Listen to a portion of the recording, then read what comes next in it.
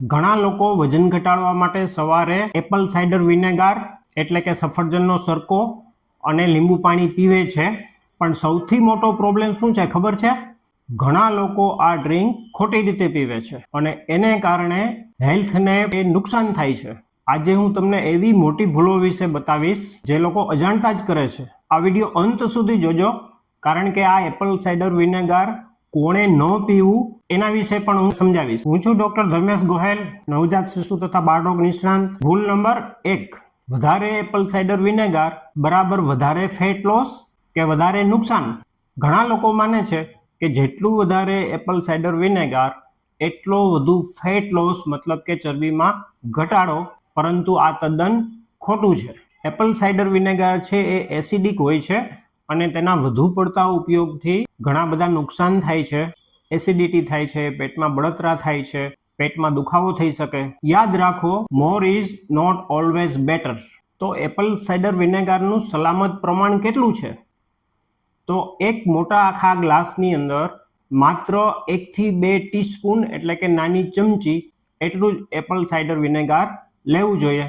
Social મીડિયાની અંદર ઘણા બધા એવા વિડીયો છે કે જેની અંદર એક ગ્લાસની અંદર 1 થી 2 ટેબલ સ્પૂન એટલે કે મોટી ચમચી એપલ સાઇડર વિનેગાર લેવાની ભલામણ કરે છે અને એના કારણે ઘણી બધી સાઇડ ઇફેક્ટ એટલે કે આડઅસર થાય છે. જો આ માહિતી તમને ઉપયોગી લાગી હોય તો જમણી બાજુ કોર્નરમાં નીચે સબસ્ક્રાઇબનું બટન છે એ દબાવીને મારી ચેનલ ચોક્કસથી સબસ્ક્રાઇબ કરી લેજો. વજન ઘટાડવા માટે જો તમારે વધુ ટિપ્સ જોઈતી હોય તો યસ એવી કોમેન્ટ ચોક્કસથી કરજો.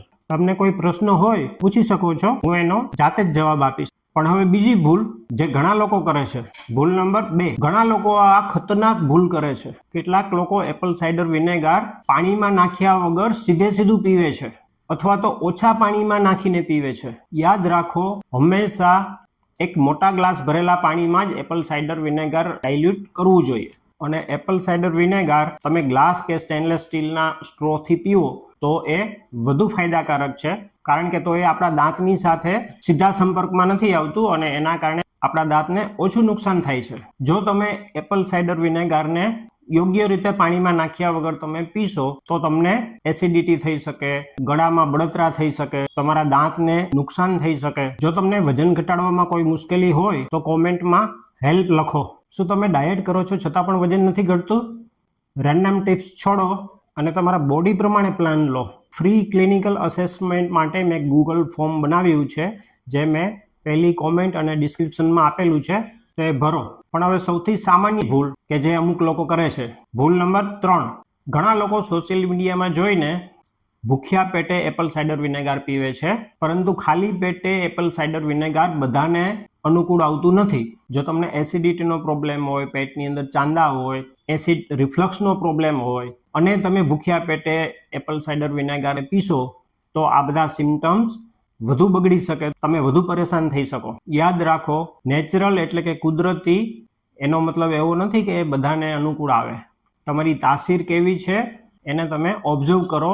આ એપલ સાઇડર વિનેગાર જે મારા દર્દીમાં હું યુઝ કરું છું એની લિંક ડિસ્ક્રિપ્શન અને કોમેન્ટમાં આપેલી છે, તો તે આપ જોઈ લેજો. પણ હવે આવતી બીજી ભૂલ જે ઘણા લોકો અજાણતા જ કરે છે. ઘણા લોકો પ્લાસ્ટિકની બોટલમાં આવતા એપલ સાઇડર વિનેગારનો ઉપયોગ કરે છે અને એના કારણે ફાયદાની જગ્યાએ ઘણું બધું નુકસાન થાય છે. એપલ સાઇડર વિનેગાર ખૂબ જ એસિડિક હોય છે અને જો પ્લાસ્ટિકની બોટલમાં રહેલું એપલ સાઇડર વિનેગાર તમે ઉપયોગ કરશો તો પ્લાસ્ટિકની અંદર ઘણા બધા ટોક્સિક એટલે કે ઝેરી પદાર્થો હોય છે, તે આ એપલ સાઇડર વિનેગારના સંપર્કમાં આવતા એની અંદર મિક્સ થઈ જાય છે અને આ ઝેરી પદાર્થોના કારણે આપણા શરીરને ઘણું બધું નુકસાન થાય છે. આપણી જે એન્ડોક્રાઇન એટલે કે અંતઃસ્ત્રાવી ગ્રંથિ હોય એને પણ આ પ્લાસ્ટિકમાં રહેલા ઝેરી પદાર્થો નુકસાન કરે છે અને એને કારણે વજન ઘટવાના બદલે અમુકને અંતઃસ્ત્રાવી ગ્રંથિને લગતા પ્રોબ્લેમ પણ થઈ શકે છે. ઘણા લોકો આ એપલ સાઇડર વિનેગારનું ડ્રિંક પીવા માટે પ્લાસ્ટિકનો ગ્લાસ અથવા તો પ્લાસ્ટિકનો સ્ટ્રો વાપરે છે. તો આવા કિસ્સામાં પણ પ્લાસ્ટિકની અંદર રહેલા ઝેરી પદાર્થો એપલ સાઇડર વિનેગાર સાથે મિક્સ થઈ જાય છે. એટલા માટે હંમેશા યાદ રાખો, એપલ સાઇડર વિનેગાર હંમેશા ગ્લાસની બોટલવાળું જ ખરીદવું અને એપલ સાઇડર વિનેગારને હંમેશા કાચના ગ્લાસ અથવા તો સ્ટેનલેસ સ્ટીલના ગ્લાસમાં જ આ પીણું બનાવવું. અને સ્ટ્રો પણ ગ્લાસનો અથવા સ્ટેનલેસ સ્ટીલનો જ વાપરવો. ગયા રવિવારે મેં વિડીયો અપલોડ કરેલો હતો, એમાં મેં સમજાવ્યું હતું કે એપલ સાઇડર વિનેગાર અને લેમન વોટરથી શું શું ફાયદાઓ થાય છે અને આ ડ્રિંકને કઈ રીતે બનાવવું કે જેથી આપણા શરીરને નુકસાન ન થાય.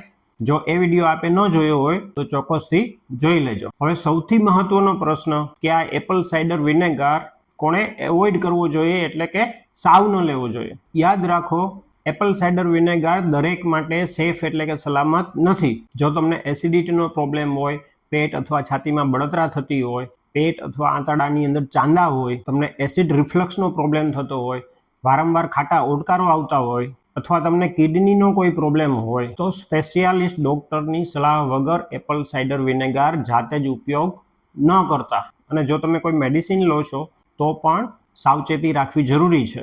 યાદ રાખો, હેલ્થ ડ્રિંક દરેક માટે ઉપયોગી હોતું નથી. આપને વિડીયો ગમ્યો હોય તો ચોક્કસથી લાઈક કરજો અને આવા જ પ્રકારના વિડીયો માટે મારી ચેનલને સબસ્ક્રાઇબ કરવાનું ન ભૂલતા. નમસ્કાર.